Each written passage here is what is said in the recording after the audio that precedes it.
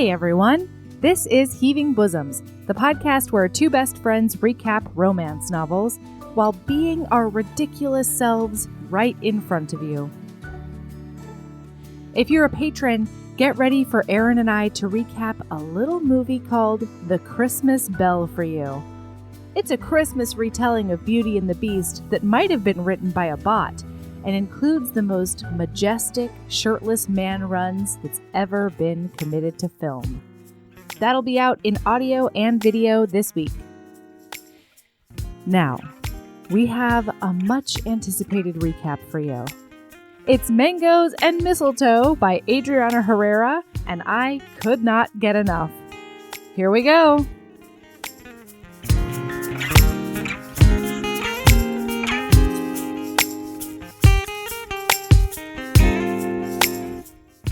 Oh, hey, Erin. Hello. How are you? Good. How are you? I'm great. What's going on? Normal stuff. Wait, before we started, I was like, did I tell you about this thing? And then we were like, no, we should talk about it. It was a toaster situation of some sort. And another mystery guys. about your computer, which I don't know if we're ever going to get to. No. Wait, do you want to talk about that? The phantom music? Oh, no. Oh, okay. No. You guys, sometimes we get phantom ghost music on the podcast, and we think it has something to do with my electrical grounding in my house. It's very interesting stuff that I'm sure you guys would love to hear about. No, this is an issue with my toaster oven. Okay. I recently bought that toaster oven that's like advertised all the time, nonstop on Hulu, that like folds up. It's the Ninja toaster oven that folds up into the wall. Have you seen it? No. It's like an air fryer / toaster oven, which you guys don't believe the lies. Air fryers are just convection ovens. They are. But it's both a convection oven and a toaster and some other stuff. You can do other stuff in it, bake, things like that. Okay. So I wanted it because my toaster oven is jank. Sure. David got it for me. And I was so excited about it. And I made some toast in it. And you can do, like, the number of toasts on it, but I couldn't figure out how to adjust the time. Like, you just tell it toast and how many toasts, and then it's, like, 4 minutes. And I'm like, but what if I want my toast more toasty? Or less toasty. Or less toasty. You know, whatever. People like different toasts, you know? Yeah. Different breads, different toasts, you know. Yes. So I said to David, gosh, I just really wish that there was a toastiness button. There has to be a toastiness button, Erin. And he laughed at me, and he was like, Erin, read aloud for me the buttons on the toaster oven. Oh, no. It was a cat food moment. It was a cat food moment. What happened? What happened? Was there a picture of a toast oven? Food moment? Was there a little picture that had a really, really dark toast and a really, really light toast? So I read aloud the buttons. And at the bottom, it was so there's like, you know, oven, toast, air fry, dehydrate, blah, blah, blah. And then there's a knob.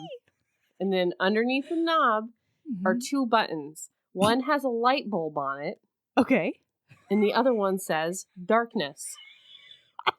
No, Erin. Oh, no.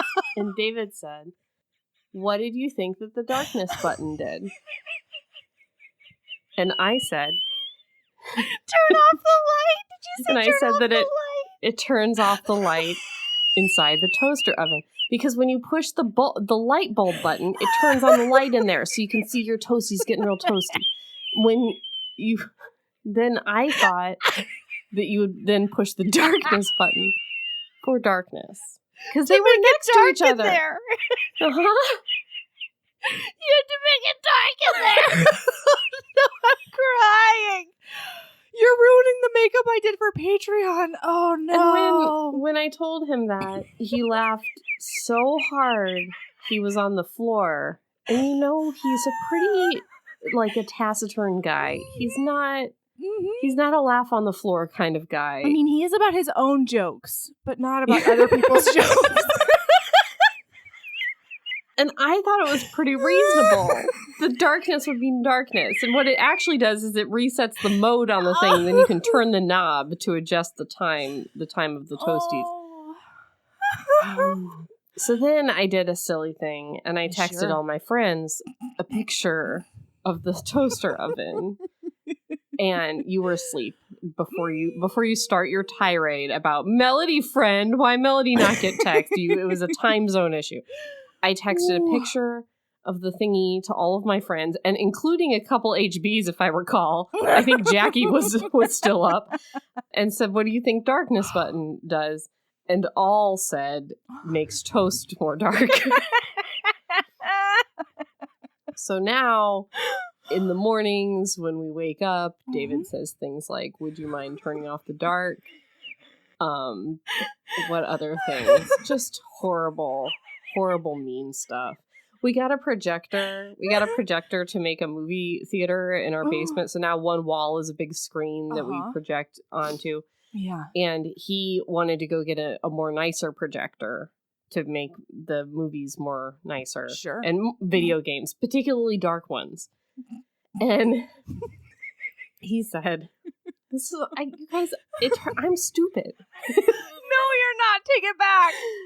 He said that if we get a better projector, that the dark will be darker. Like where it's black on the screen will be a more darker black, which will make the picture better. Mm-hmm. And I said, how does a projector make darks darker? Because it's the absence of light, right? Like that doesn't make sense to me. Sure. And he said, well, this fancier projector has a darkness button. And it was so mean. I mean, and what it is it's better at light, so the light is more crisp, so there's less light bleed into it. And if I would have thought about it for a little bit, I would have. But instead, I just asked, and then he humiliated me. I did the same thing to Michael, and I always regret it. That there's a darkness button, and if you push it, then you can turn the dial up to make it darker. Oh no! Wow. He asks to turn on the dark. Would you mind turning on the? He asks Alexa, turn on the dark. Oh right, that's not a thing. I have not laughed this hard in banter in a very long time. Wow. Well, I'm glad I could be here for you. What a fucking treat. I have an announcement to make before we do our Christmas book. Please. Because do you recall that we read Thanksgiving Groom for Thanksgiving? Of course I do. Do you remember the end of Thanksgiving Groom? Where they found the treasure. In the meadow we can build a blue man. No singing. Pretend.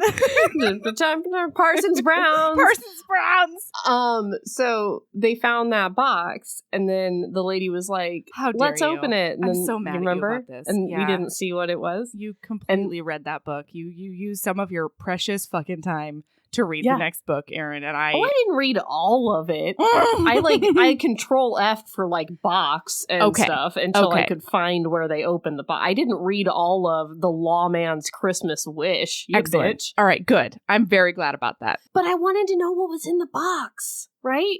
Yeah, tell me everything. It's important. Yeah, I hear you. You don't get to the end of 7 and not find out what's in the box. You've got to know what's in the box. I hear you. So, I hope it was better than the end of 7. We predicted it was not Gwyneth Paltrow's severed head. Hilarious. Oh, that's so good. Thank goodness. Hilarious is what I almost said.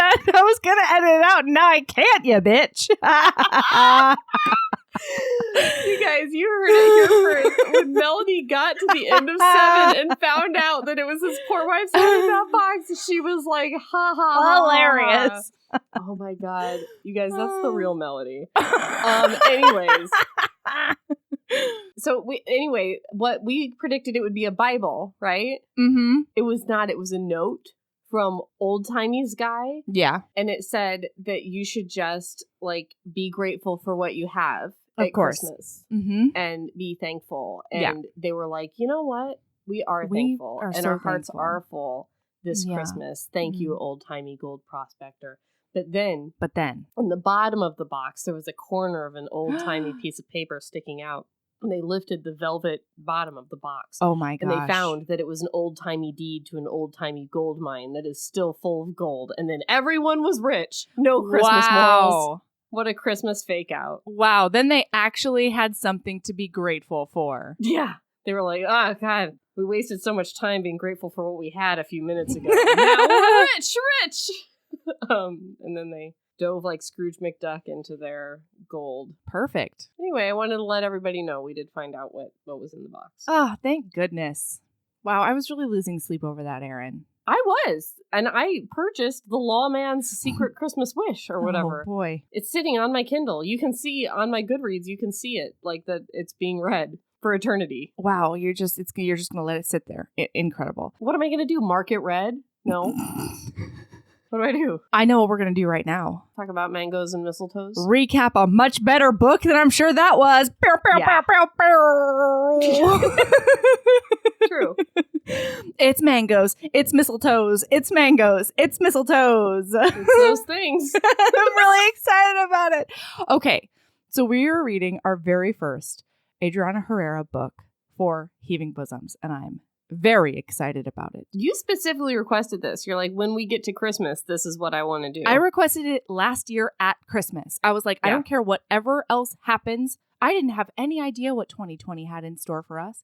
And yet, I said to myself, you know what we need at Christmas next year? It's mangoes and it's mistletoes. I feel like we read something last year that made you angry and you were like, I want a better Christmas book or something like that. Like, I feel like you were like, none of this anymore. We're going to have good Christmas times. Maybe. Maybe that's what happened. It may have been hangover from Thanksgiving. Maybe. But congratulations to us. I did it again. Good job, Melody. What great taste Melody. you have. What great taste you have. Here we go. Okay. So you liked book? I loved book. Start to finish. Loved book. Loved it. It like infused life into me again. Ooh, it did not life affirm me, but it was fine. Yeah. No, it hit I read it with like a level of, maybe I have like just some malaise. I don't know. Maybe I just did just read Lawman's Christmas, whatever the fuck. So I read chapter of Lawman's Christmas, whatever the fuck. And even that is a little bit liberal for what I read of it. All right. All right. We open up the book and Kiskeya is in Edinburgh. Is it Kiskeya or is it Kiskeya? I'm glad we're talking about this because before we get to the written out phonetically, before I got to that, I was like, oh no, we're recapping this book on the podcast and I love Adriana Herrera. I can't fuck this up. Right. And so I texted my friend Hector because he was born in the Dominican Republic. Wonderful. This is so much better than all of my Googling. This is great. Yeah, I just like Googled my friend Hector. And he said, so you know how in the book she's like, oh my gosh, this woman knows what my name means. She knows it's I think it's Taino word for like a beach or something like that. I can't remember exactly what it was. I'm very sorry. What her name means? Yeah.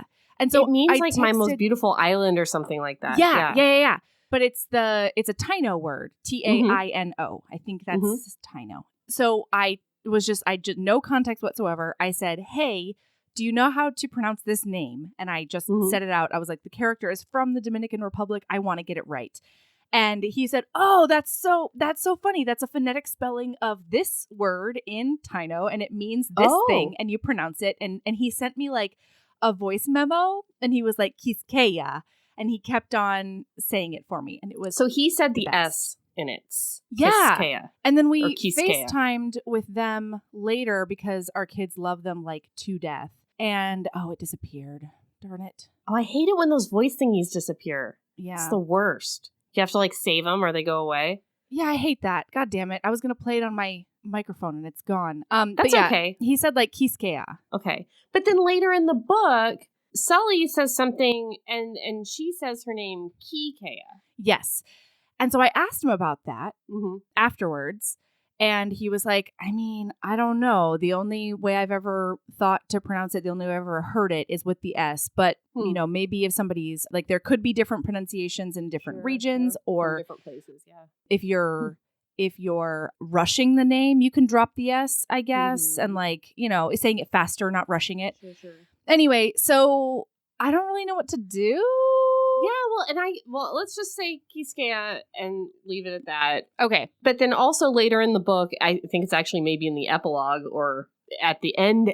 Yeah. When Kiskeya shows up at Sully's place, she says something like, she said my name in the Spanish way. So then I was like, well, what's the Spanish way for Sully? Is it Sully? I think it's Sully, yeah. Yeah. That would be my guess. Right. Yeah, I mean, my guess too, but I don't know. I'm not sure. Yeah. I don't know if Sully is short for a longer name or I don't know. Yeah. Let us know, HBs. If you know, let us know. Yeah, let us know. We love hearing from you. Okay, so Kiskeya is in Edinburgh.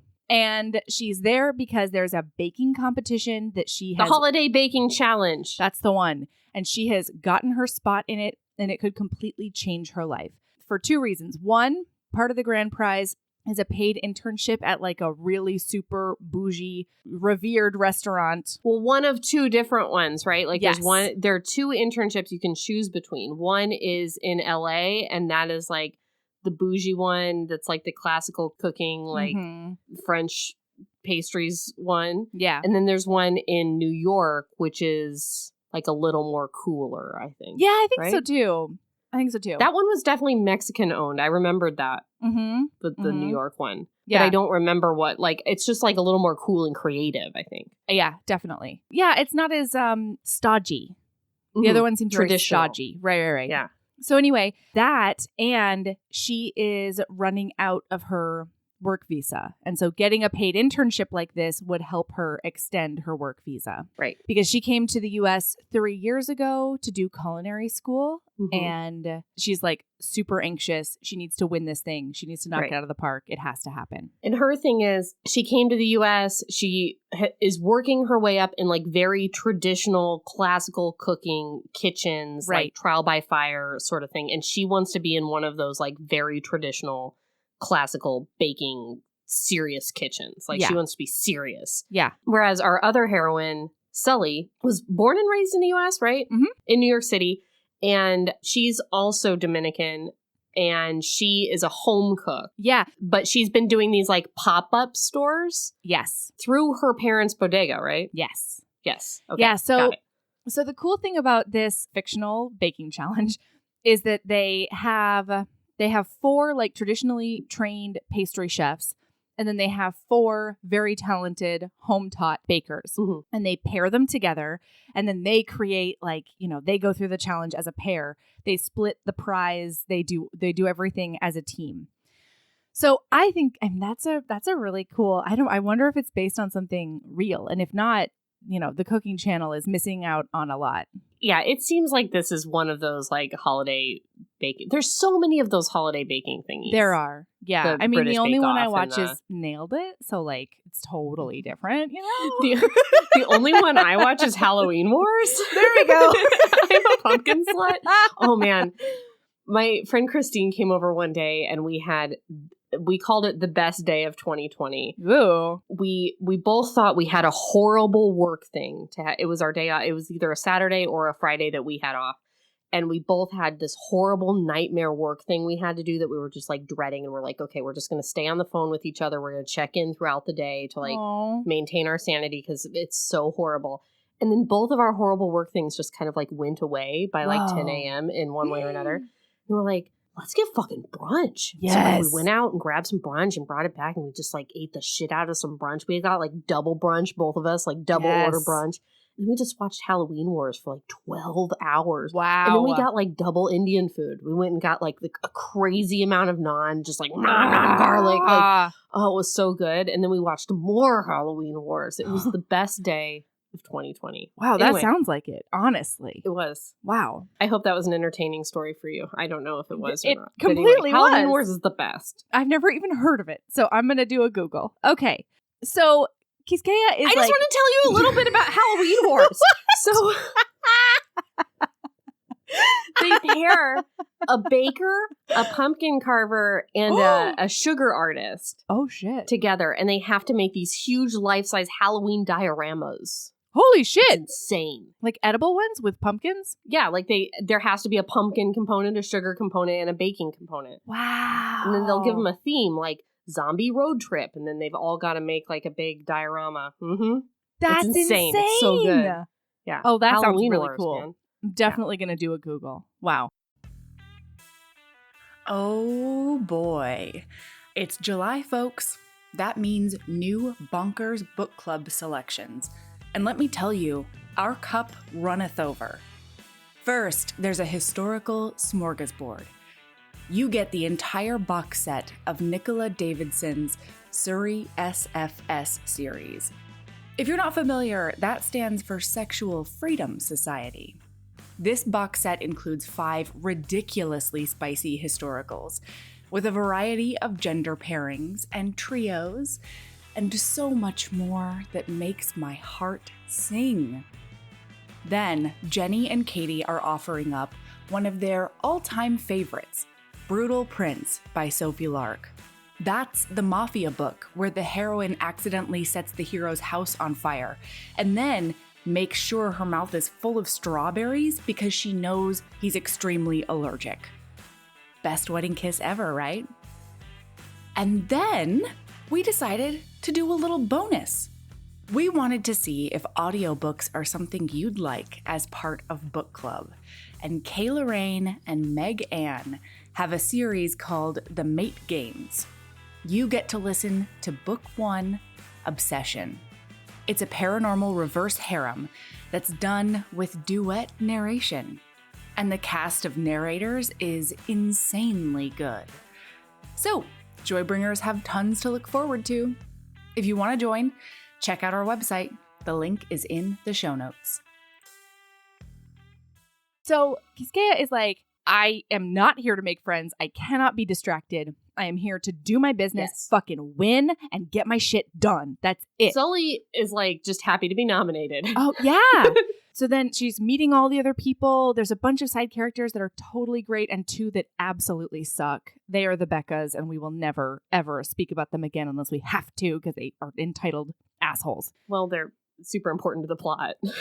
Yeah, and when we have to talk about them, we will. Okay. Right. However, so she's meeting all the people, and then all of a sudden, this force of nature walks in like a tartan goddamn skirt and like curly hair and lips for days and boobs that just like mesmerize you. Her name is Sully, and she comes in, and Kiskeya's like, oh, fuck. My distraction just walked in because like this is bad news. I am incredibly attracted to this woman, and she is just a beam of sunshine, and she's so great, and oh no, what am I going to do? And so she amps up the grump factor a ton, just up there in the grumps. Mm-hmm. And meanwhile, then chapter 2 is Sully's perspective right after they meet. I want to just note what a surly bitch Kiskeya is, and I know you don't want to talk about any Beccas, but here's the thing: there's two ladies named Rebecca spelled differently, and they're both influencers. Yes. You can see the like parallels to real cooking shows. It's like one guy's like the southern tattooed like guy with a man bun, and like, you know, all the different stereotypes of people who are on these shows. Mm-hmm. And so there's these two influencers, and she's just like, yeah, I know who they are. Like, I've seen their Instagrams. Like, their cakes look dry as hell. Yeah. And like somebody's introducing one of those Rebeccas and is like, hey, this is Rebecca with an I. And she invented the hashtag. Cupcake Cuties. And then Kiskeya totally knows who that is. In her inner monologue, she's like, yeah, I've seen that shit before. And then out loud, she's like checking her nails, and she's like, yeah, I don't know that hashtag. It's so good. I love her. She's so surly. Well, but listen, she was nice and wonderful to everybody else because they were nice and wonderful. Meanwhile, these two goddamn Rebeccas are just sitting there like on their phones being total bitches, like not looking up, not giving anybody the time of day. And then they only did that when somebody like literally said their name and called attention to them. And then they were like, oh, hello. Yeah. I wouldn't be nice to them either. I mean, I wouldn't be mean to them, but certainly wouldn't give them any of the attention they want, those entitled assholes. Okay. So Sully comes in, and she's like, oh boy, I likes the look of Kiskeya. And she's super drawn to her, and she keeps trying to make conversation. She's like, have you gotten any of the buffet? Because I was heading over to the buffet, and maybe we could, I don't know, walk together. And Kiskeya's like, yeah, I'm really fucking hungry. I guess I'll go. She keeps on trying to make conversation, and Kiskeya's like not having any of it. She's like very standoffish, and her reaction, very oddly for her, is to just try harder. Mm-hmm. She's like, I don't know what is going on with me, but I just want this woman to like me and to talk to me and to look at me and like maybe, you know, check out my tits again. Mm-hmm. Because she saw. They both saw. Yeah, they saw each other checking each other out. And Sully's like, my gaydar has never been wrong. And this is a lesbian who wants me. And I am a lesbian who wants her. And it's got to go down. Anyway, we find out through her inner monologue that she sort of put her life on hold recently. Sully. Yes, Sully. And Kiskeya's like, how did you get here? You know, what's your story? And she says her family nominated her. And so just like Erin said, she's just like really happy and grateful to be there. She does very much want to win, and she certainly says that. It's not that she's not competitive. It's just that she never saw this in her future. And so she's just like, this could be a really good experience no matter what the outcome is. But it kind of makes Kiskeya be like, oh, you know, because it's like her whole life, she's like, her whole life's on the line. And the other one's just like, oh, like, I didn't even like try to get nominated. Right. I don't even know how I got here. And then like one of the issues I had reading this book, and again, it's objectively a good book. I think it just hit me at the wrong time. Like sometimes when we read for the podcast, it's just like not the book that you would have chosen to read completely right now. You know what I mean? Like I got really into the Duke I'd Like to F book, and then it's like, oh, I want to read another historical, but I had to read this instead. So I think I just wasn't in the right. Yeah, that makes sense. Anyway, one of the issues I had was it's in first person off and on chapter. Like we have Kiskeya's perspective, then Sully's perspective. Yeah. And sometimes it was difficult for me because their voices are so similar to know which one was talking. Like when they were explicitly talking about their background or what intention they wanted to go in with the championship or like the things that made them very different, I knew who was talking. But when it was just like conversation, I would forget whose perspective I was in a lot. Yeah, that's funny. One of the things that I sort of had to do double takes every once in a while was figuring out who was the next line of dialogue. Because sometimes the same person would talk again after like a little bit of thought. And I would be like, wait, is that Kiskeya or is that Sully? Like, I need to figure it out. And then I'd have to go like 3 more lines down and then, you know, contextualize it again. Right. So I see what you're saying. And I know, like, at this brunch, one of them kind of challenges the other one on kind of not being Dominican enough or assuming that the other one does not like blood sausages. Because, and I don't even remember which one it was. I think Kiskeya is the one that says, like, oh, like, not all Dominicans like these. And then Sully's like, oh, so you're just calling me basic? Like, they have a little bit of, like, tension over... Yeah, Kiskeya is the one who says that. Yeah, over, like... not being Dominican enough for the other because Kiskeya or being a certain up, kind of Dominican. Yeah, like this kind of like clash. Like Kiskeya grew up in the Dominican Republic and Sully grew up in New York City and went back to visit. For summers, yeah. Yeah, and so Kiskeya has some memories and something, you know, she left for a reason. Right. And kind of feels like Sully has this kind of sunny, fake-ish, like maybe not a romanticized version. Yeah, romanticized version. Anyway, but this part that I have highlighted where one challenges the other on like, oh, you actually like blood sausages? I have no idea which one it was for my highlighting because I could feel either of them doing that. Yeah, completely. Right. So it's funny because in this conversation, Kiskeya is either very standoffish or, you know, she's sort of just like surly and Sully can't get a read on why she says a lot of things. Like that comment about the blood sausages. She's like, what do I come across as so basic that I wouldn't like them? Is that what she meant? Or like, is that a compliment? Like, I don't understand what's going on. Right. And the more she tries to tease her and like, you know, push her buttons to see what happens, the more that Kiskeya just like shuts the hell down. So then they go and they sit down and Sully keeps on sort of trying to flirt. And then she finally just gives up and she's like, you know what? Fuck this. Like this, why am I trying so hard with this woman who obviously doesn't like me? Like, I don't know what I did or what her deal is, but like, I'm cool. And yet she can't help but like keep looking at her and keep being like, do you like me now? You know? And then the competition people come in because they're going to announce the teams. So, oh boy, I don't think anybody could tell what happens next year. Do you? Okay, so they put the 2 Rebeccas together and then they put Sully and they put kind of like with like in a lot of ways together. Yeah, so there's the 2 sort of southern dudes. One's from like North Carolina, one's from Atlanta. They're both very attracted to each other, which is very cute. And I love that Adriana Herrera gave us so many HEAs in one book, you know? I loved it.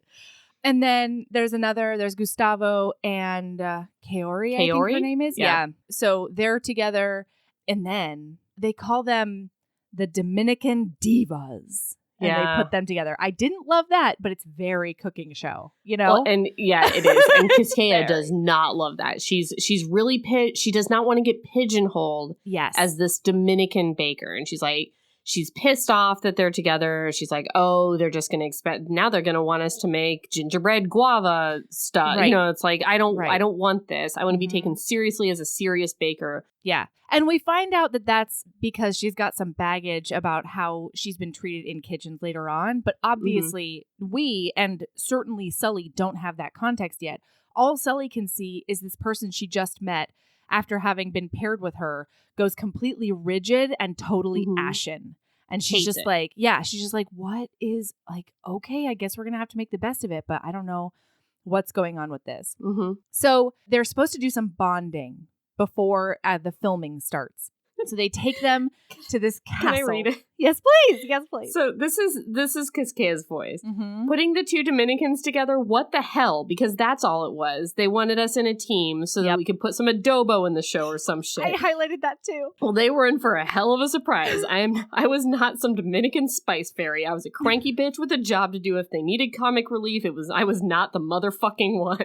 I Because love I think her. that's what they're thinking is like, oh, these are going to be like the sassy divas on the show. And Yeah. They're going to like fucking swing their hips and, talk Spanish to each other or whatever. Yep. And you're like, oh, go fuck yourself. But spoiler alert, they do things with their hips and they They talk do. Spanish to Oh, each boy. other. And they do all of that in the kitchen and out of it. Okay, so on the way there, they're sitting next to each other and they're meant to be going to a high tea. So in the first chapter, we heard that Kiskeya is like over the moon excited to go to this high tea. Like the lady tells her that's what's on the agenda. And she was like, oh, like in her brain, she's like, I was hoping that's what we were going to do. And so now that she's really mad about the team and everything else, she's just like a surly bear. So they're trying to talk to her on the way there. And they're like, oh, yeah, are you excited too? And she's like, I mean, I really wish that we could just be practicing, like this seems like such a waste of time. And everybody's like, man, she turned into a Debbie Downer. Yeah. But then they get there and Sully, especially when I get out of doors post 2020, she does a full melody. What is that? Everybody at your wedding probably thinks I'm such a mental case. Because when I get to new places like this, I just get so excited. And so Sully gets off the bus and she's like, "Ooh, we're in a castle." And she's like, this is a moment. Oh my gosh, this is so cool. And she makes everybody take selfies and it's really cute. And I just saw myself, for a moment. Yeah. Anyway. All right. So then she's like, you need to come over here and take selfies with us. And she says Ben to her, like, come over here. And Kiskeya cannot even deal. And she just feels like a magnetic pull toward this woman as she's like, come to me. And she does a big melt. Hot. Like Sully puts her arms around her shoulder and it's really cute. When Sully laughs, it makes her think of flowers. Oh my gosh. What a swoon. Oh my gosh. And at one point, I don't know if it's like, they do a lot of little like trips that kind of blended together for me that I didn't understand. They're like all on a bus and they're going to different Scotland Christmas places all day, it seemed like. So it was just to the castle and back. Yeah. Okay, do they go to different places in the castle then? Because it seemed like she was like, aren't you going to go to the bar and do the elves with me? Aren't you going to go do the shop times with me? Aren't you going to go to the tea? And I'm like, what? How much stuff is in this? No. So on the way there, it's all just conversation. On the way there, Sully's like, oh my gosh, there's a Christmas village. We should go together. And then she looks at everybody else. And because then Kiskeya is like, no, I'm definitely not doing that. And Sully verbally overrides her by looking at everybody else in the bus and being like, Kiskeya and I are going to the Christmas village. Y'all should come too. There's a North Pole bar and there's elves and drunk times or whatever. And so then on the way back, Sully's like, after high tea, after the tour where, of course, Kiskeya like totally melts and has a great time and jokes and whatever. She turns into her normal self when she's not in competition mode. She's like, yeah, so now we're definitely going to go to that thing after hours because bonding and teamwork and all that. And she almost decides to go.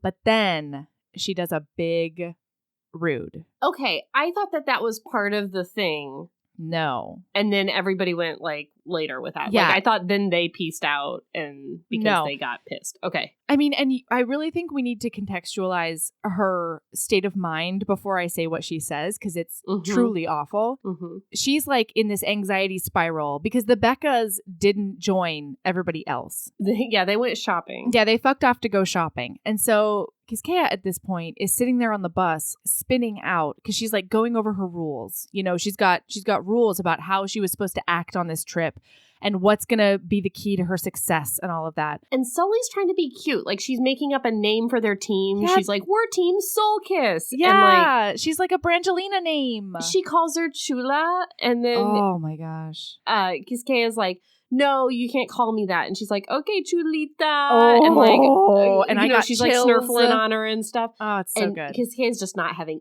any of it. So just so you know, like, Sully is trying hard. She is. And Kiskeya's just not giving her anything. She's so in her head. She's trying to pump her up a lot. And she's like, no, these Dominicanas are gonna like do it. Yeah, she's like, you know? we've got these Beccas. Like, we're gonna, you know, she's great. And so meanwhile, Kiskeya's like, no, I am certain that they told us they were going shopping, but they actually went and found a commercial kitchen to practice in before we get any practice. Like, she's really spinning. Mm-hmm. And then she says, in her inner monologue, she says, rule number 3, no kissing your kitchen partners.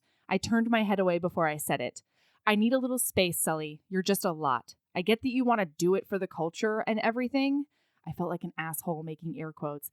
But I'm not going to be all over the top Dominican. That's not my style. Mm-hmm. And then it's just like silence because she has verbally punched Sully in her very sweet face.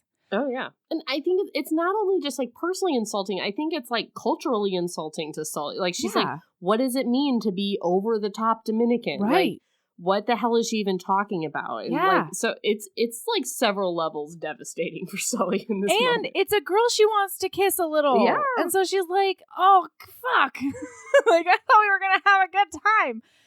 So they get off the bus and Sully, like, does not acknowledge her at all. She walks towards the door and then she turns back and she says, I'm not going to make a scene and like play into the stereotype of like, oh, the Latinas are getting in a fight before the competition even starts. Yeah, making drama. Yeah. Oh, yeah. Making drama.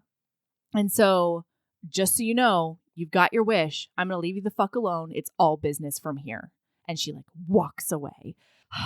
And it's a big oof. It's a big oof. Until like 2 hours later, because they announce, you guys, that there's only one bed. There's only one bed. There's only one bed. There's only one bed. There's only one bed. Big Hollywood baking announcement. We're all staying in this castle. And gosh darn it. Golly. We've got to room up because there's not enough rooms in the castle. Shoot. And oh no, the rooms that we have, they only have the one bed. There's only the one bed. So ridiculous. I love it so hard. Insane. But and then they're like, oh wait, this just in.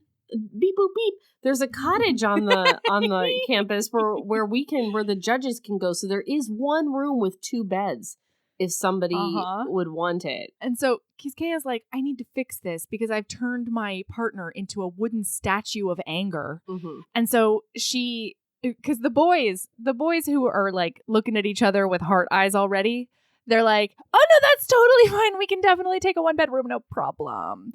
And then they're like, okay, so one more team needs to do it. And Kiskeya's like, okay, this is against all my rules and everything, and this is gonna be really hard, but like, we can also take the 1-bedroom. Yes. We can do that. And so the fucking entitled Beccas get 2 beds, but it's fine. It works out for the best. Assholes. Yeah, it's fine. Okay. They don't need one bed. They don't need only one bed. No, those they Beccas. don't. Our heroines, they need only one bed. It. Also, like, they're talking about who's going to make a run at the 2 beds. And is it Derek and Alex that are the 2 guys that are into each other? Yeah. Yeah, she kind of is like, are you going to make the run at this 2-bed thing? And Derek is like, it says he cups his hand over his mouth and like whispers loudly, like, I'm going to try to convince him to take advantage of me later. It's so good. Those 2 are a really big bright spot. Adorable. All right. So then they're heading up, and when they're alone in a corridor outside their room, Sully turns around and she's like, what the fuck? Why are you acting like you don't hate my extra Dominicanness, you know? And Kiskeya's like, I never said that. And then Sully like leans in really close with her curly hair and her beautiful, loving breath. And she's like, what if I sleep naked? Her beautiful, loving breath. Listen, did you guys hear that? can't- Gorgeous. Just the wordsmithing. Anyway, yes. Yes. You're an asshole. I just want the HBs to hear every word we say, you know? I hear Sometimes you. we go fast. It's true. and when it's good, we should slow it down. You really know? can't rush this brilliance, you know? Mm-mm, mm-mm. So she says, what if I sleep naked? And Mhm. then Kiskeya says, it's too cold. And then she leans in and she breathes on her ear and she says, I always run hot. You should know that by now. Woo! It's hot. It's hot. It's hot in here. Okay. My note is, oh, fuck balls. All right. So now we're in Sully's perspective and they go to the room and Sully decides to just like fully fuck with her. So she's like sitting on the bed and she's bouncing on them. So She her tits bounces bounce up and too. down. Yeah. Mm-hmm. And then she's like, why don't you come over here and like take a seat next to me? And Kiskeya's like, we've got this whole thing. We got competition information to look through. We've got to study what kind of cakes and cookies are going to make us make. There's 2 cakes and cookies that they tell you about in advance and that you can practice. And then there's a third surprise one. And then they do that 3 times. Yeah. Wow. She gives her these little pins. So Sully has a little pin for herself that's like a little Dominican brujita. Yeah. And then she has one for Kiskeya. I guess she was gonna wear both herself. Yeah. But then she's like nicely says, here's one, and it's like a little heart, and half of it is the DR flag, and then half of it's the pride flag, which is cute. So cute. And she like kind of doesn't want to wear it. And they have little outfits too. That Kiskeya is gonna get like a white chef sort of outfit, and Sully's gonna get like a red apron. A really hot little red apron number, you know? Yeah. Ooh, one of those. So she's like, Sully's basically like, you know, you don't have to wear this. I know how you feel about the DR, but like, if you want to, we can wear pins. And this prompts Kiskeya to be like, I'm not ashamed of my country, but I felt Do you want me really to read it? Yeah, please, please, please. I've got it right here. I feel like it's really well written. It's so good. She says, Sully, it's not that I don't love my country. I do, but it's complicated, okay? She turned her gaze and finally met my eyes for whatever came next. I really don't want to sound like an asshole, but I don't know any other way to say this. She cringed as if already anticipating how I would take whatever she was about to say to me. The DR is not an ancestral home I went to for a few weeks in the summer, which is what Sully had said to her earlier, that she went every summer to visit her grandmother. It's where I lived my whole life, you know, and even though I love it, I also know I had to leave it. I couldn't be my full self there. Not really. I haven't been gone long enough to romanticize some of the stuff that was hard. Yeah. Oof. It's really good. And then Sully's internal monologue says, fuck, I really misjudged this. Yeah. Oh, and then she says, oh, yeah, sorry. She continues. Yeah. We get context Do you want about me the kitchen. Yeah, please read it. It's so good. So she said, to her credit, she didn't scoff or roll her eyes. And this is Kiskeya saying, I'm just trying to live, Sully. I don't hate myself or my roots, but I've also been cut down more than once for, quote, bastardizing the classics when I've tried to do something like back home or put my own spin on a recipe. I don't want to be humiliated. So yeah, I'm careful of not overdoing it in the kitchen. It's shitty that I have to think that way, but it is what it is. And then they start over and so Sully's like, can we start over? And then they introduce themselves and it's all in Spanish and it's so very cute. And then they go over the competition information and Sully's like, all right, so now that we've read the whole pamphlet, Kiskeya, which recipe are we going to fight about first? Because like, I'm not going to be steamrolled by you. I'm going to put my flavors into the recipes because that's part of why we're here, man. And I'm a good baker. I'm not classically trained like you are, but I am nothing to sniff at. And so, oh my gosh. And then Kiskeya looks at her and she's like, oh, I think you should know before we start. I fight dirty. And Sully's like, oh, I don't think I know what that means. And then Kiskeya comes in and she like does a face touch, like a temple touch. And she's like, oh, right. you had a little piece of glitter on your face. That's why I'm doing this. And then she trails her hand down And then Kiskeya's like, what would she do if I just leaned into her touch? And then she can't help it anymore. And she turns her head and she bites Kiskeya's palm. Mm-hmm. And I just about died. It reminded me of that Sarah McLean tooth scrape. Remember that? Yes. The tooth scrape. On the this wrist. Is like the 5th time I've brought up the tooth scrape. But it's important to continue to talk about. I hear you. It's a romance legend. So then they almost kiss right there. And then, of course, as soon as they're like millimeters away from each other, someone pounds on the door and is like, wardrobe time! Go to the wardrobe! And then Kiskeya says, that wasn't smart. And she runs out the door like a goddamn coward. Okay. So then they have practice time because each day, the whole week is going to be practice day, competition day, rinse, repeat. Mm-hmm. So they have practice time and Sully can't get over how hot Kiskeya is with her effortless style. And it says her mix of femme and butch that gets me every time. Ooh. And she gets caught staring at her. But then Kiskeya gets a different packet and she's like, oh my God, famous chef is judge. Famous chef I want apprenticeship is judge. The one with that you can win the apprenticeship with in LA. So not the cool New York one, but the traditional LA one. He is judge. Yes. What is his name? Who cares? Jean-Georges. Jean-Georges Bloch. Jean-Georges. See, it was important You're that right. I look up his we name. We needed that. You're right. Okay. I remember it being stupid. So there you go. Appropriately stupid. Mm-hmm. All right. So then she's worried about impressing him, and Kiskeya totally steamrolls Sully about the recipes for the first challenge. Sully wants to do some Caribbean flavors and some island flavors and stuff. And she's like, no, we're doing this traditional. This is going to be sugar plum flavored. Yeah. And then when Sully's like, well, what is that? She's like, sugar plums. Do you not know what sugar plums are? It's not a real fruit, but we could try to do it.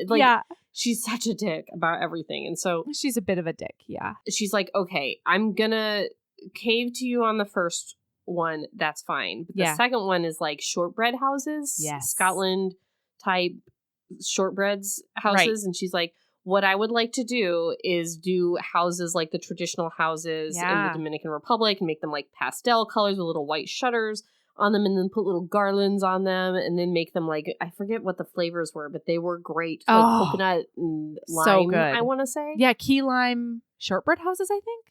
No, that's something else. Regardless. No, it's they were shortbread houses, but I don't remember what the... I thought it was key lime coconut, but I think that's the next challenge. It might be. Yeah, there's so many good flavors in this thing.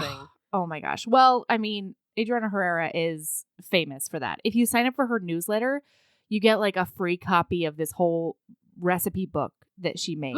It's incredible. For this? No, for everything. It's Afro Latinx recipes. It's amazing. That is the best newsletter sweetener I've ever heard of an author having. It's She's brilliant. Another scene. I could take or leave it. Yeah. But a cookbook from American Dreamer and this, I would really... And the other books in that series that I can't remember the names of right now because I haven't read them. But I would buy this cookbook right now. I know. I would lose for my dollars. Mind. I know. Okay. So, all right. So she, and speaking of Kiskeya being a dick, Sully says, I want to make the shortbread into casitas. And Sully's like, or Kiskeya says, that just means small houses. That just means small houses. Yo habla español, you bitch. She's you so know mean. What I mean, you asshole. The flavors are lemon and coconut in the shortbread, and Valencia orange, and either clove or nutmeg in they make little palm trees. And I don't remember whether they go with cloves or nutmeg. Ooh. I hope it's cloves because I like a clove.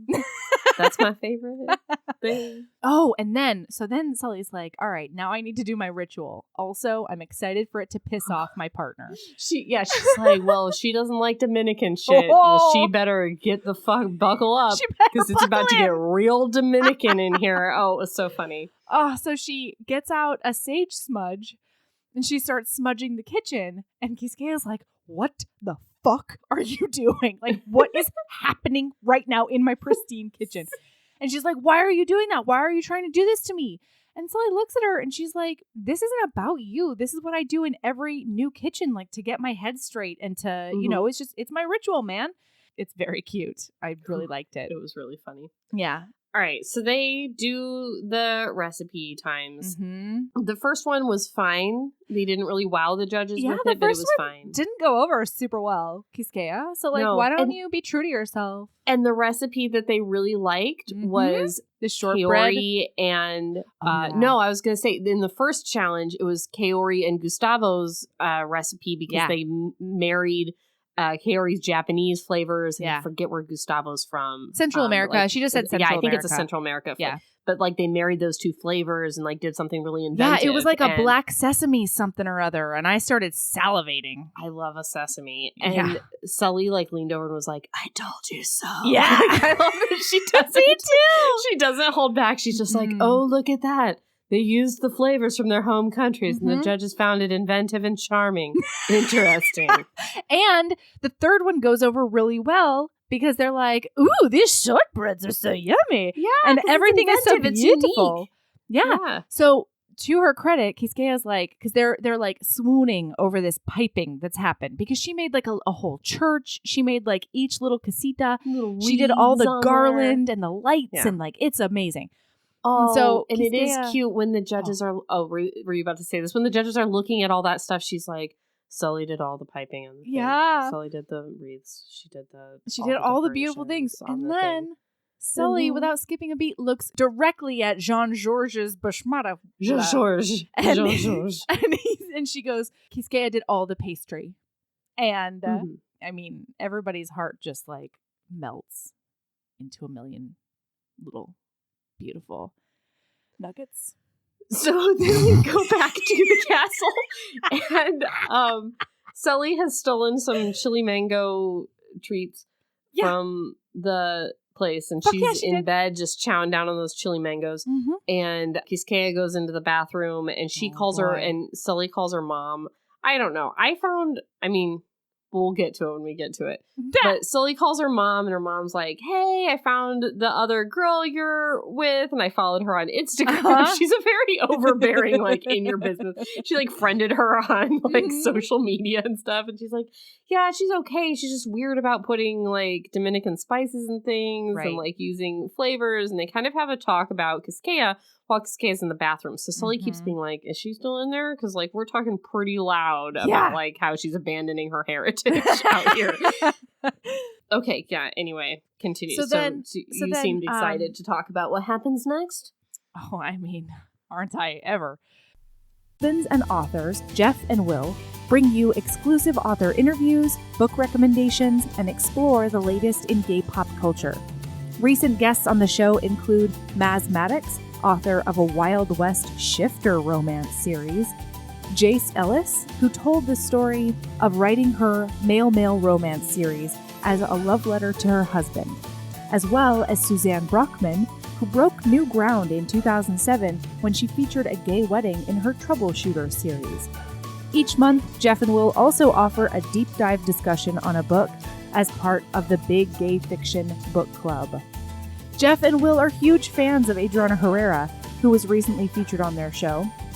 And if you check them out this week, in episode 276, you can hear audiobook narrator Sean Crisden read an excerpt from Adriana's latest book, American Christmas. That's part of their holiday storytime episode.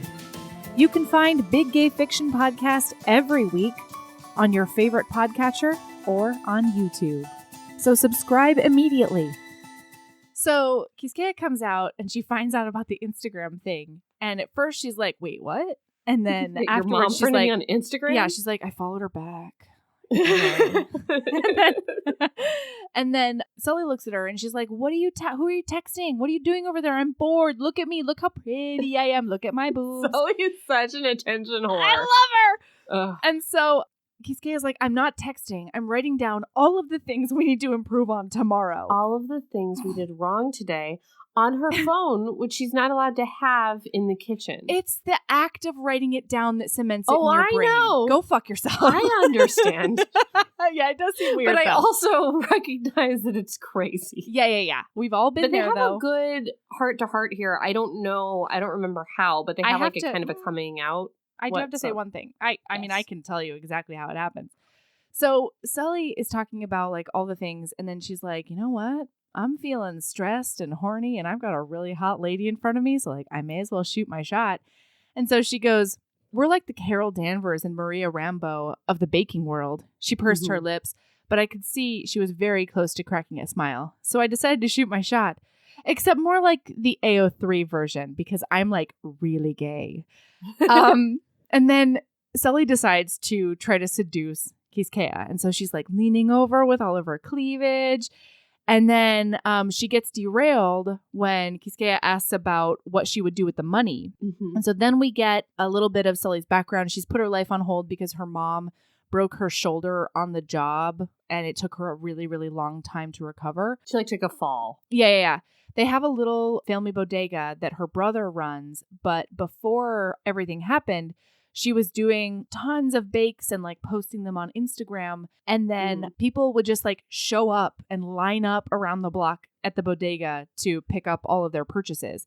So she says that like maybe she'll use the money as like a way to start this online business. Well, that's what her mom wants her to do with it. And she's also like, but there's a little piece of me that's like, maybe I should just put it away just in case something else happens to my mom, because I want to make sure she's okay. Yeah. So then Kiskeya gets a beer because she says, wow, it's so amazing that your mom and your parents have been so supportive. And she gets a beer for both of them. And she's like, my parents were not very supportive, especially when I came out. And they also really, really didn't want her to come to America either. Then they're sitting there. There's some beautiful, beautiful passages about like the way she understands her parents' homophobia specifically towards lesbians. Yeah. Because she's like, I had an uncle who was gay and he would bring his boyfriends to family events and stuff. But she says something to the effect of there's so much toxic masculinity in the culture that they understood why a man would want another man, but they could not process why somebody would want nothing to do with men at all. And I was like, whoa. It's really interesting. Yeah. I've heard before that in American culture, and maybe in other cultures as well, that people are more homophobic toward gay men than lesbians or, you know, women who love other women. I guess I shouldn't like pigeonhole it, but because of the idea that they're afraid of like being the person who like gets fucked or, you know, like is used you know, like that whole thing of like, no, men are the ones that are in control in the sexual situation. And the idea that somebody could take a man and have him not be in control in a sexual situation, which, you know, everybody's in control all the time. Like, I feel like I'm saying things wrong. No, but that's the thing that you're the saying toxic it wrong masculinity because it feels really wrong. Yeah, it feels not right. but that is a that's view. the thing that people are afraid of if they've got this really internalized misogyny, like toxic masculinity mindset. Yeah. So, and I never heard it phrased that way of like in some cultures or in some other wonderful, some other iteration misogynistic mindset we hadn't even thought of yet. I know that people would be more hateful toward female gay relationships. It's like, God, it never ends. It never ends. I know. The creativity of I know. And I feel like there's also this sort of idea that it's more acceptable because it's still attractive to men. Right. The idea of two women being together is still attractive to men, and like maybe they still have an in or like you know, that it might be a phase. Well, that it's performative, that it is for them in some way. Exactly. So yeah, this was like that passage was just so illuminating for me. Yeah. We learn about new kinds of hate every day. Yay! It's just horizons opening of more different kinds of hate. Vistas! And so they're looking at each other, sitting against the headboard, and Sully gets very shocked because Kiskeya looks at her and she says, I really want to kiss you right now. And then they like fumble to put their beers down so they don't knock over. And then Sully kneels in front of her and she like snurfles up on her. Oh, and then there's this beautiful passage because she's looking at the slight variation of their skin tones. And she says, I imagined us as little bits of soil, of earth, from the same place that had been picked up and scattered. And now we were here, blending back together, finding each other so far from where we'd come from. Whew. Nice. Just the writing Beautiful. in this is just But gorgeous. I want to talk about something that was not so beautiful. Oh, no. And that is Kiskeya saying to Sully Mm-hmm. that she does think that they need a little bit of stress relief. Because when she No, went Sully to the says bathroom, that to Kiskeya.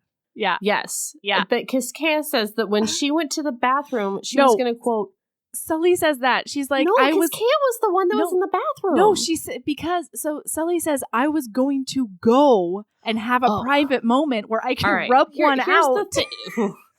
Here's the thing, HBs.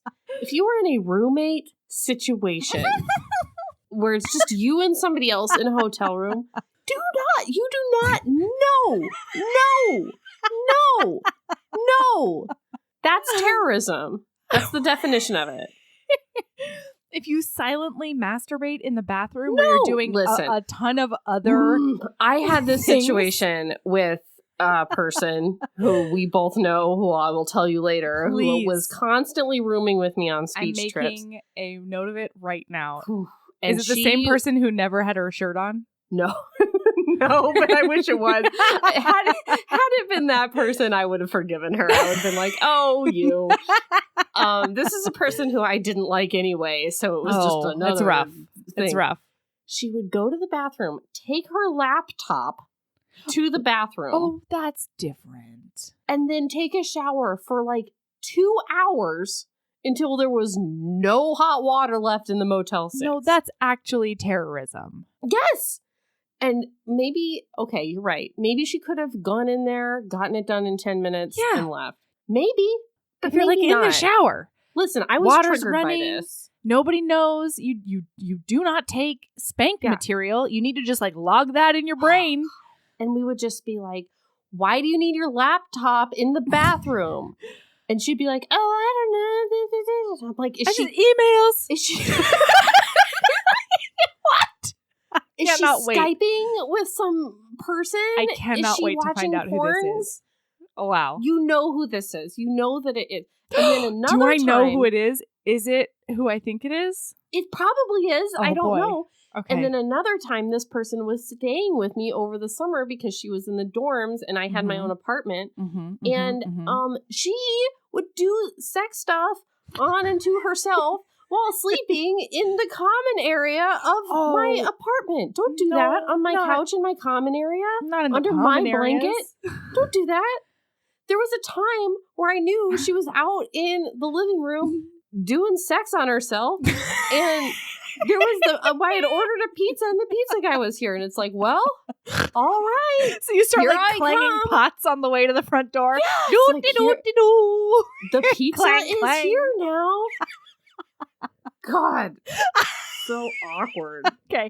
All right. In this context, you have baggage. Also, she was under there with like a phone, and she was like whispering to somebody. No, so it like I hate wasn't it. even like a totally solo act. I don't know what was happening. I hated it. Don't have phone sex in front of your friends when you don't get their consent. Yeah. Don't do by the way, that. when I got into the living room, it didn't stop. It No. wasn't like, oh, I'm so sorry. Why are you here? It was just like a lot of movement under the thing. Oof.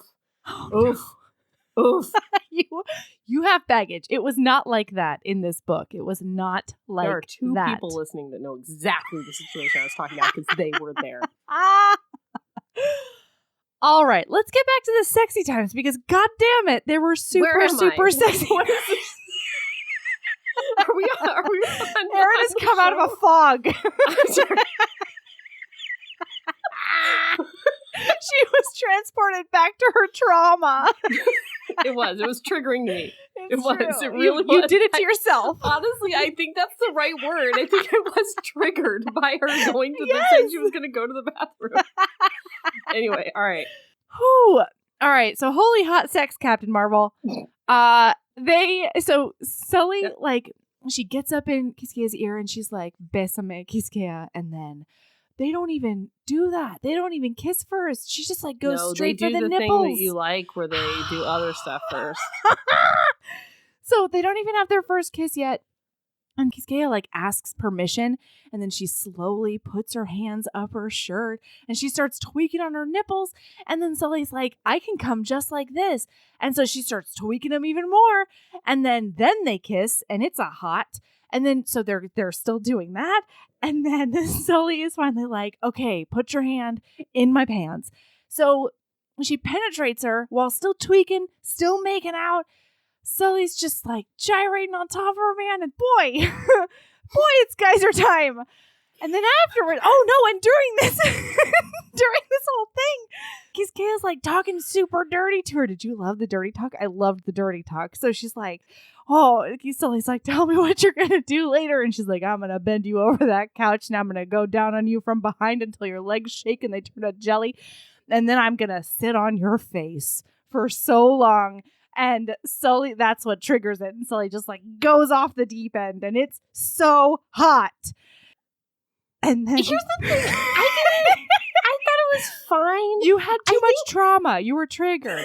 You didn't think anything was hot after that. I was not in the mood for this book. I think the other thing is, as a straight-ish, maybe Jennifer Lawrence woman. No, you would never touch her glit.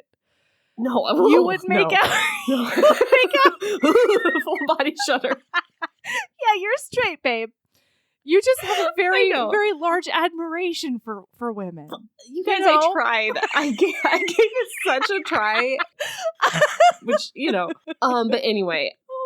As a straight lady, I feel like reading this from the perspective of the mindset of the lady that was doing stuff on the other lady. Yeah, that would be weird. Serious. No, I'm serious. Was less sexy than if we would have been in Sully's head for being on the receiving stuff end. Was being done to her. Yeah. I think. It was it was similar to what was the alien that had all the vaginas in his tummy. Pardon me? Oh, yeah. Skylar. Zylar. Yeah, Zylar. I was like, okay, I could see where, Zylar, but I was like, nah, not for me. Yes. I'm sorry. I'm not trying to compare the female anatomy to Zylar's many vaginas. I didn't mean it. No, I understood what you Do you understand though? Yes. Okay. I understand what you meant. It was sexy. It just wasn't like crazy sexy for that reason. I think that was the reason why I couldn't really get into it. And meanwhile, when we read Kiskeya saying all of the dirty talk, I think I, in my brain, put myself in the position of hearing it. Does that make sense? So I had both the hot of her doing stuff and the hot of hearing it. I think third person might have helped me too. I don't know. Oh, maybe. But, it being first person doing stuff on a lady, I was kind of like, I can see where objectively it's hot. I'm not finding it hot. Yeah, completely. So I just want it noted for the record that there is a full-on traditional Highlander fingerbanging. And it's in Scotland. In Edinburgh. There's several, actually. When you do bagpipes, it looks like a chicken dance. Well, that's what you gotta do. You gotta fill that bag up, man. Okay. Oh, and then they decide to keep sexing as like, also Sully goes down on Kiskeya. It's a very hot. It's all hot. They do sex on each other. Right. Don't think it's one-sided. It's not. They do Certainly sex not. reciprocally on both of their vaginas. Okay. And then they decide to like keep this up throughout the week. And they have this moment because Sully says like, oh man, I can't. I'm so excited for like the next 3 days to do this. Mm-hmm. And they're both kind of like, oh God, 3 days. That's Okay. So now they are at the final challenge. It's final challenge time. We've seen, I don't know why I don't have notes about the second day. They do like a whole practice in the second day, but I'm pretty sure it's like roughly herbs. Yeah. Mm-hmm. So they do a great job. It's not like phenomenal, but they make it to the finals, everybody. Right. And they're going against the Beccas. Dun, dun, dun, right. assholes. So they are practicing. and they make, oh my God. So the theme is Santa Claus is coming to town. And they decide they're going to do this whole Santa in the Caribbean, like on a sleigh, bring in presents, and they're going to do it in a snow globe with him like on a beach. Mm-hmm. It's so good. And they make this beautiful thing, and they make like a cake, and then they're cleaning practicing, right? Practicing, making plans, doing all the stuff. They make this gorgeous cake. The snow globe situation is made out of like, it's a sugar dome. Mm-hmm. These people are magicians, I swear to Christ. Mm-hmm. And so then this is where I was like, sort of like screaming at my phone the whole time as I was reading on my Kindle app. When they did sex in that little kitchen? They're at work with other people there. In a kitchen. In a communal kitchen. So the Beccas have constructed like a paraffin wall between them. It's like the tiniest little wall. Yeah. So that they can't see each other's, trade secrets. And so then like something happens. They start talking frisky. They start being, dirties.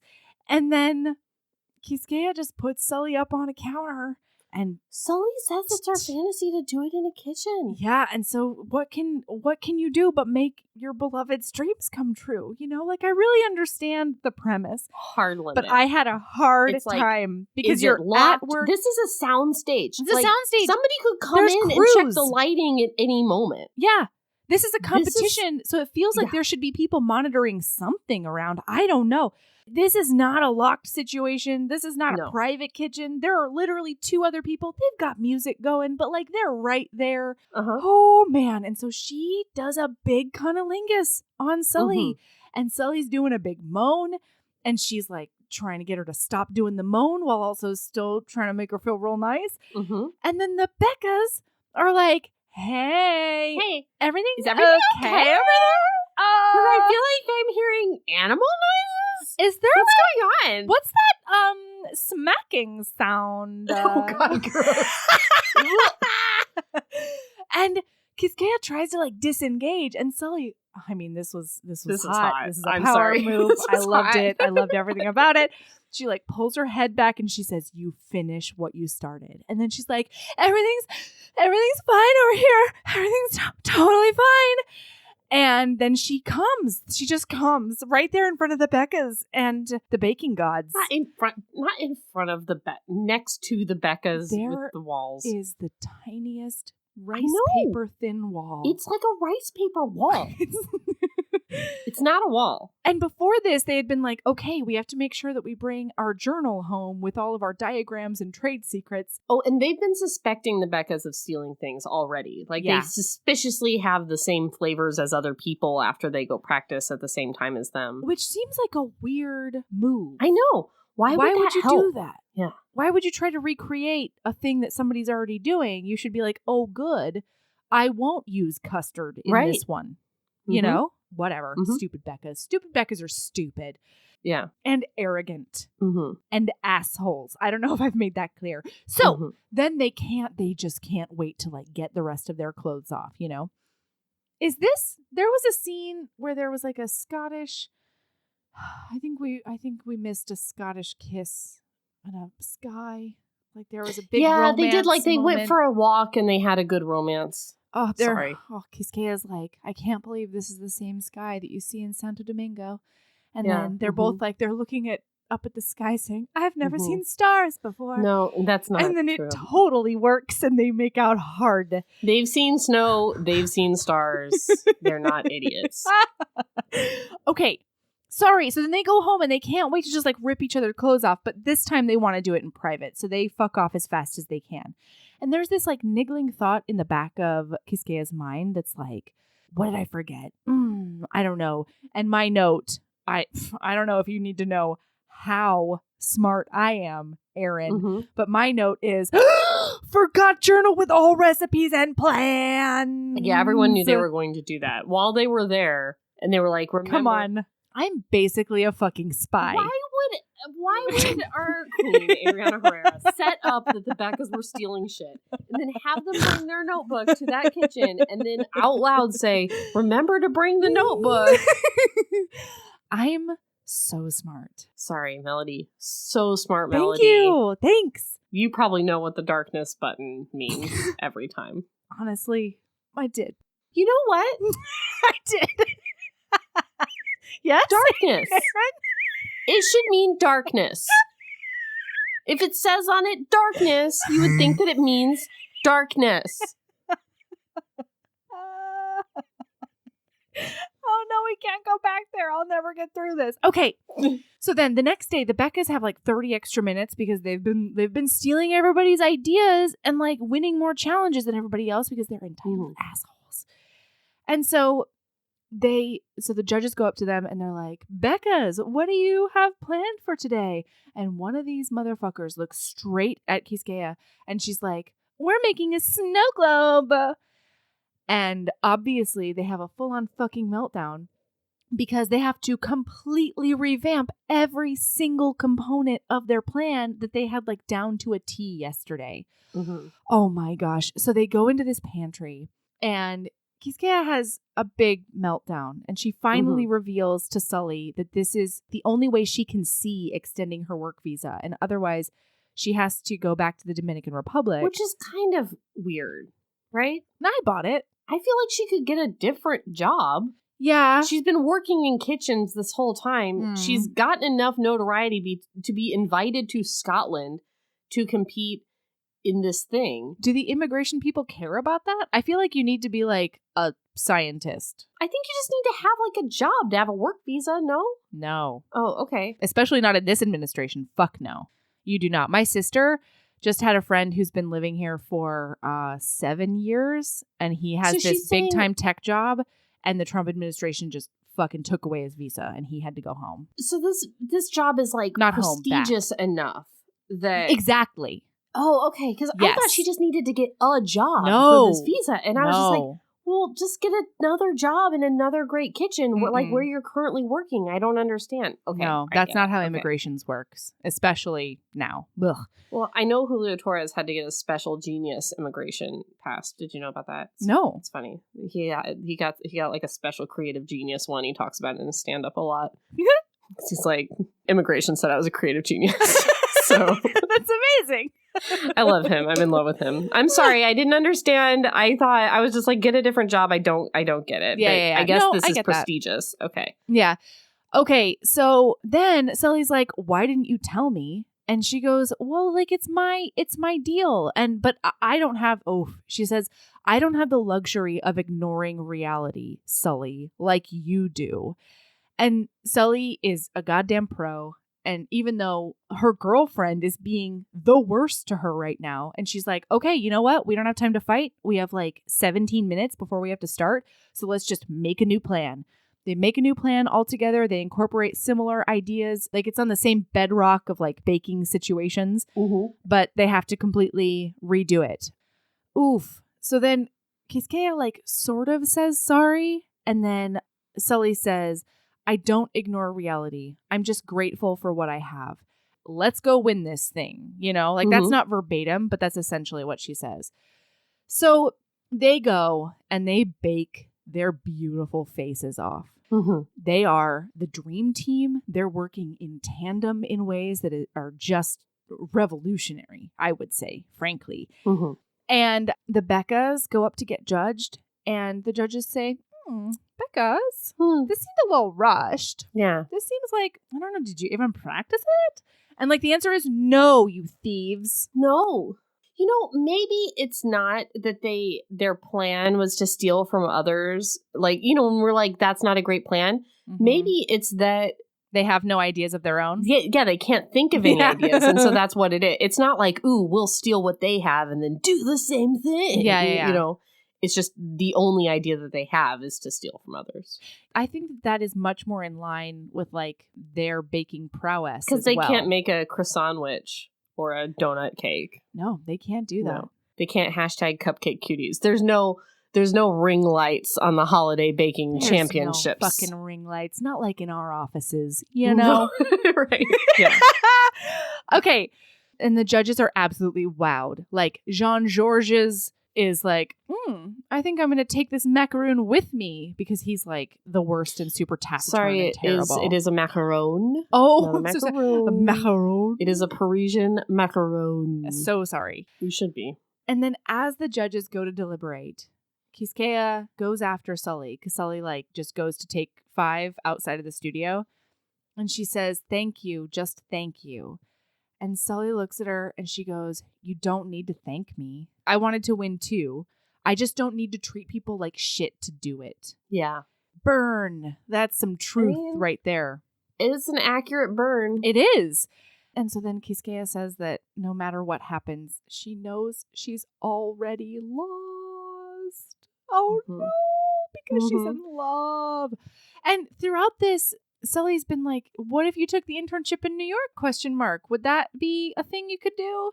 And she's like, no, I have to take the internship in LA. That's the one that I want. That's the traditional baking one, not the cool, sexy, creative one. Right. Not the Brooklyn I don't understand. one. Certainly not the cool Brooklyn one. Come on. Yeah. So guess what? They win. They kick those Becca's asses. And Jean-Georges, he goes up to Kiskeya and he's like, congratulations, you'll be working in my bakery. Yeah. And she's like, oh, no, I won't. I've decided not to take it. I am taking a different route with my life. Well, because notably, he says, I'm so glad that you have respect for the classes. The classics. Sorry. Traditional. Yeah. Recipes flavor. are classics for a reason. And like, yes. Don't you bring your Dominicanness into my kitchen, basically. And she's like, you know what? I'm done denying myself. Go fuck yourself, Jean-Georges. Never mind. Yeah, see you later. Jean-Georges. You're great. Goodbye. Jean-Georges, goodbye.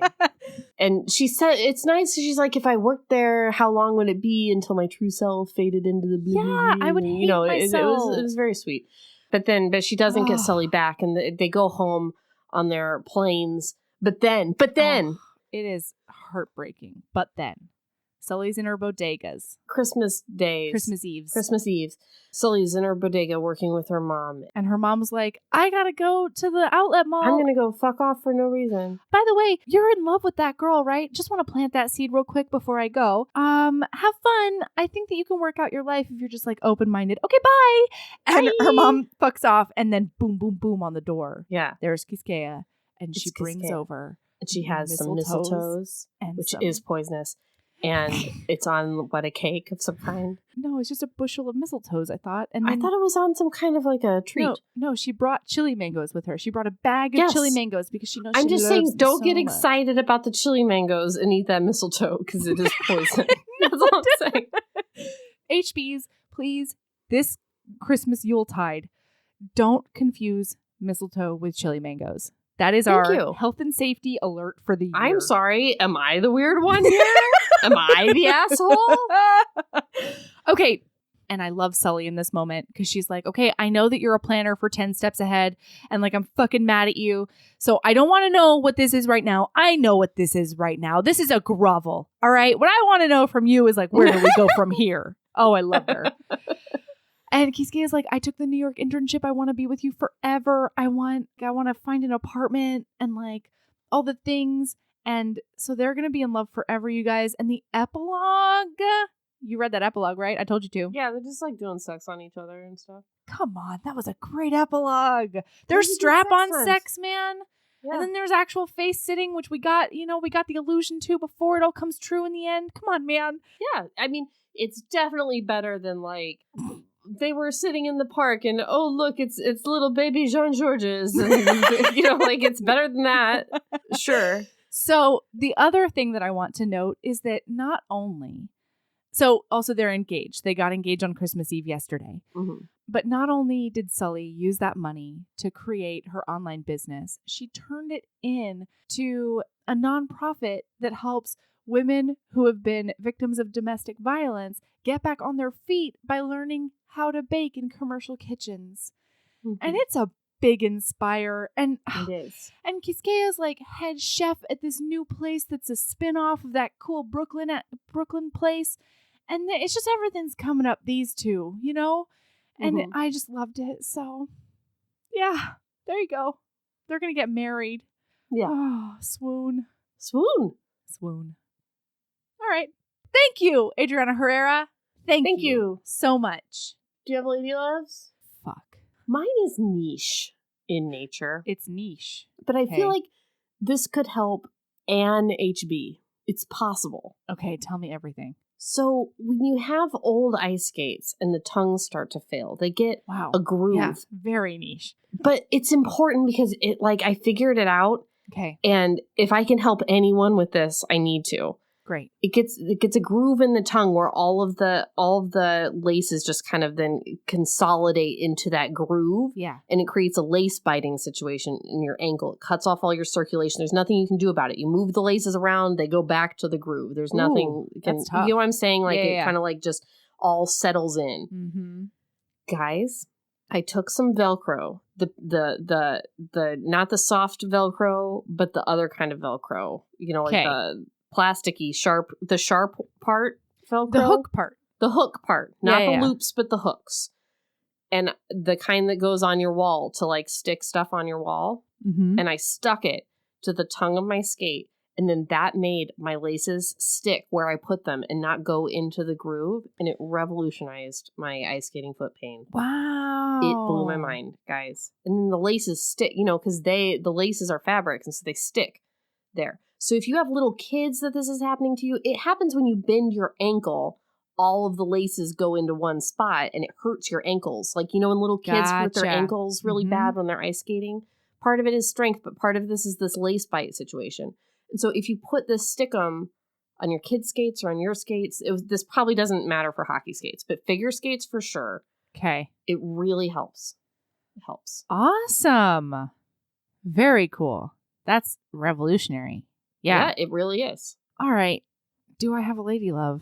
I still haven't come up with one. Okay. So you can find us on Instagram at Heaving Bosoms, on Twitter at Heaving_Bosoms. You can email us at heavingbosoms@gmail.com. You can find us on Facebook at Facebook/Heaving Bosoms Podcast.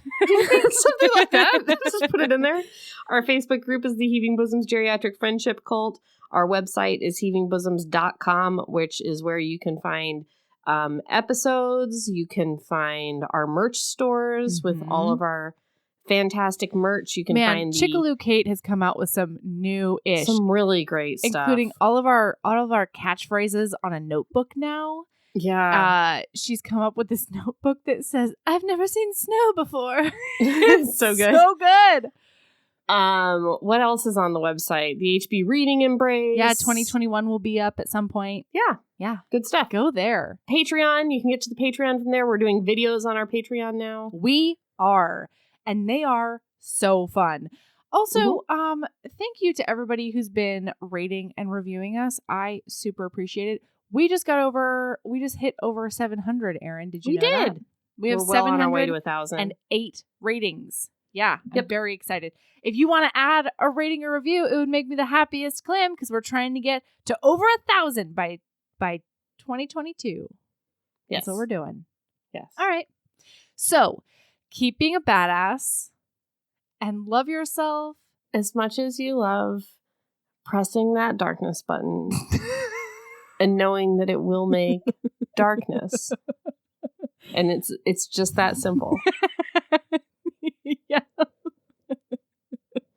Love yourself that much. I would love that. I would love that if the world were that simple. And intuitive, you know? So complicated how it is, you know? I hear you. All right. Bye. Bye.